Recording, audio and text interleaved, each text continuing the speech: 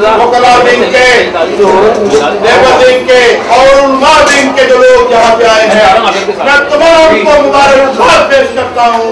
कि लाहौर की तरीक में कामयाब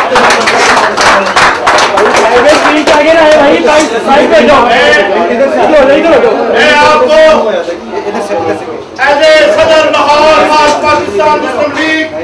तमाम जिंदा दलाने लाहौर शहर के लोगों का, तमाम शहराने लाहौर के लोगों का, अपनी माओ बहनों का दिली तौर पे शुक्रिया अदा करता हूँ कि जिस तरह से वारहाना मोहब्बत आज हमारे साथ की गई है। परवेज मुशर्रफ को अहले लाहौर ने अपना लीडर तस्लीम कर लिया है।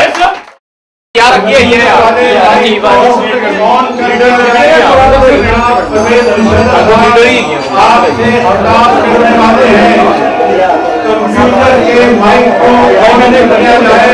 और मेरे तमाम दोस्तों जो रावी रोड से लेके किले की आखिरी दीवार तक इंसानों के मंदिर की तरफ से मोहब्बत का इजहार कर रहे हैं, मैं आपको खुशामदीद कहता हूँ। आज आपने साबित कर दिया कि इस किले की दीवार से लेके रावी रोड तक इंसानों का एक हजूम है, इसका पालन नहीं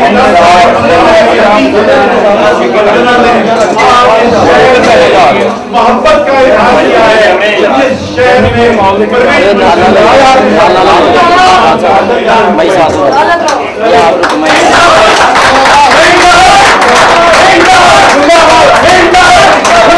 जनाब वाला और कीजिए, सदर और पाकिस्तान मुस्लिम लीग हमारे मोहतरम कायद जनाब सैयद परवेज मुशर्रफ साहब आपसे खिताब करते हैं। खुशामदीद। बिस्मिल्लाहिर्रहमानिर्रहीम। जनाब चौधरी शाहबाज साहब, चौधरी फवाद साहब, हाफिज मोहिद्दीन साहब, नईम ताहिर साहब और तमाम ये सामने खड़े हुए इतने जज्बाती हुए लोग जो सामने लाहौर के खड़े हुए हैं, आप सबको मुझे आप सब नजर आ रहे हैं, आपके जज्बात मुझे नजर आ रहे हैं और सुनाई दे रहे हैं। मैं आप सबका बहुत इंतहाई शुक्रगुजार हूँ। आप सबको मैं मुबारकबाद देता हूँ कि इतना ज़बरदस्त बड़ा जलसा मुनक्कद हुआ है यहाँ लाहौर में, और बावजूद इसके कि मुझे पता हो रहा है, मुझे लोगों ने बताया है कि आपको रोका गया है, पुलिस ने रोका है आप लोगों को आने से रोका, मना किया गया है, उसके बावजूद इतना बड़ा जलसा और आप लोग हिम्मत करके सामने आए हो, यहाँ जमा हुए हो और मुझे ये मौका मिल रहा है कि मैं आपसे बात कर सकूं कि इस बात की तमाम आप सब लोग खिराज तहसीन के मुस्तहिक हैं। तो बहुत शुक्रिया, आप लोग इतनी बड़ी तादाद में आए हैं।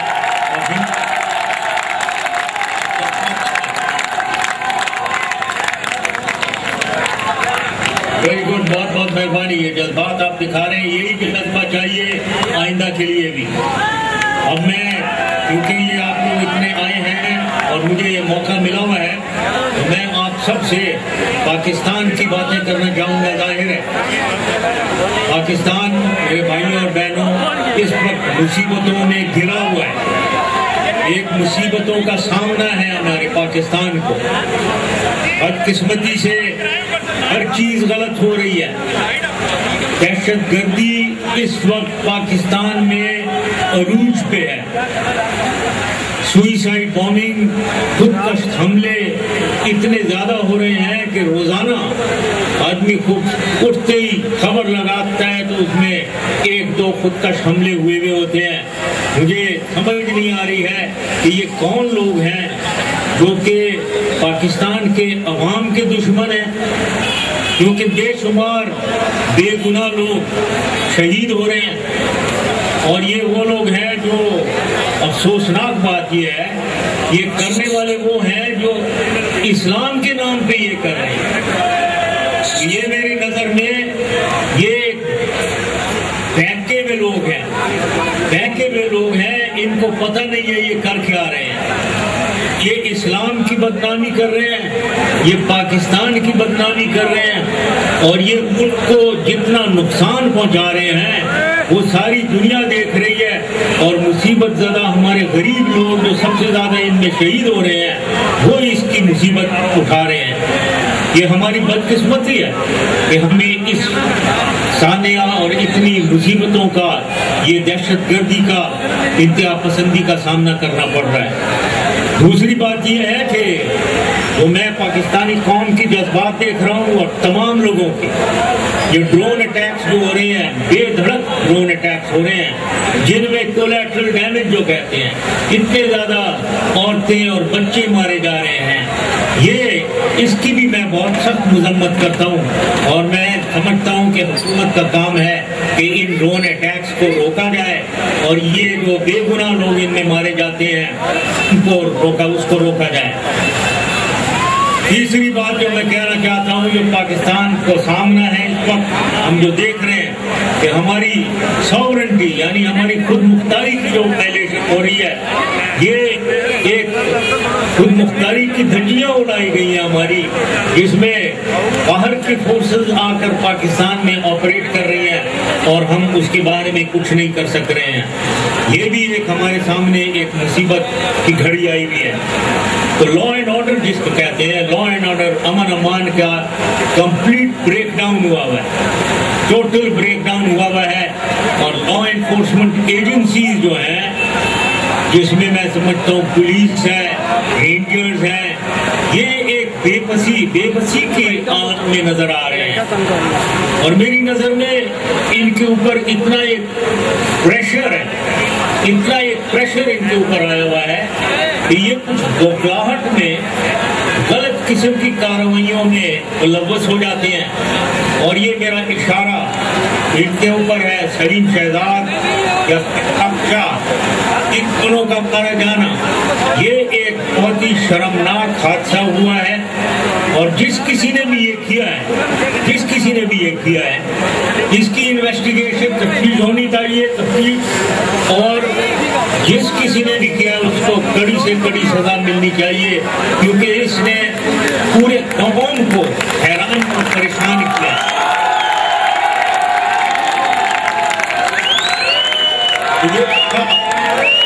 یہ تو سزا ایک لا اینڈ آرڈر اور انتہا پسندی کا سلسلہ جو پاکستان میں روزانہ ہو رہا ہے، لوگ قانون کی حفاظت میں لوگ باقاعدہ گھبراتے ہیں اور ڈرتے ہیں، یہ پاکستان میں ہوا ہوا ہے۔ اس کے علاوہ اگر آپ معاشی صورتحال پہ نظر ڈالیں تو یہ بد سے بدترین ہوئے چلے جا رہے ہیں، اور مڈل کلاس جس کو ہم نے اتنا بڑھانے کی کوشش کر رہے تھے، وہ بدقسمتی سے مڈل کلاس اس وقت بالکل ختم ہو رہا ہے، اور تباہی کی طرف، نیچے کی طرف، غربت کی طرف جا رہے ہیں۔ یہ اس وقت آواز آ رہی ہے آپ لوگوں کو؟ اوکے، تو یہ معاشی صورتحال کو کیا تھی، اس کی وجہ سے کیونکہ معاشی صورتحال خراب ہے تو مجھے معلوم ہے کہ بجلی اور گیس کا بحران آیا ہوا ہے، اور اس کی بھی مصیبت غریب لوگوں پہ اس گرمی میں انہیں کو اٹھانی پڑتی ہے۔ کیا یہ ایک پاکستان کے ساتھ سازش ہو رہی ہے، اور یہ سازش کون کر رہا ہے ہمارے ساتھ؟ یہ سارے ہیں جس کا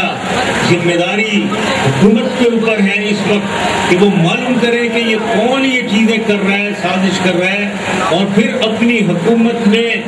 سیاست کو چھوڑ کے کچھ حکومت کی طرف، گورننس کی طرف توجہ دے تاکہ عوام کی خوشحالی ہو اور ملک کی ترقی کر سکے۔ یہ بات تو ساری تکلیفیں ہیں جیسے میں نے آپ کو بتائی ہیں، لیکن میں سمجھتا ہوں کہ مشکل وقت ہر قوم، ہر ادارے کے اوپر آتے ہیں۔ جو باوقار زندہ قومیں ہوتی ہیں وہ گھبراتی نہیں ہیں، مصیبتیں بالکل آئی ہوئی ہیں، لیکن میں تمام پاکستانیوں سے کہوں گا، اور آپ سب سے جو میرے فالوورز ہیں یا مجھے اتنا زیادہ آپ جذبات دکھا رہے ہیں اپنے، آپ سب سے میں کہوں گا کہ گھبرانا نہیں چاہیے، اپنی صلاحیتوں پہ ہمیں پورا بھروسہ ہونا چاہیے، کیونکہ یہ یاد رکھیں کہ تمام عوام میں آپ سب میں صلاحیتیں ہیں، یہ آپ کا قصور نہیں ہے، یہ ایک لیڈرشپ کا فیلئر ہے جو ہمارے سامنے ہے۔ لیڈرشپ پاکستان کی فیل ہو رہی ہے، اس کی وجہ سے یہ مصیبتوں کا ہمیں سامنا ہے۔ قصور وسائل کا بھی نہیں ہے، مجھے پورا یقین ہے کہ پاکستان میں بے انتہا وسائل ہیں، اس کا بھی قصور نہیں ہے۔ یہ پھر وہی میں نے کہوں گا کہ لیڈرشپ کا قصور ہے کہ باوجود ہمارے پاس وسائل ہیں،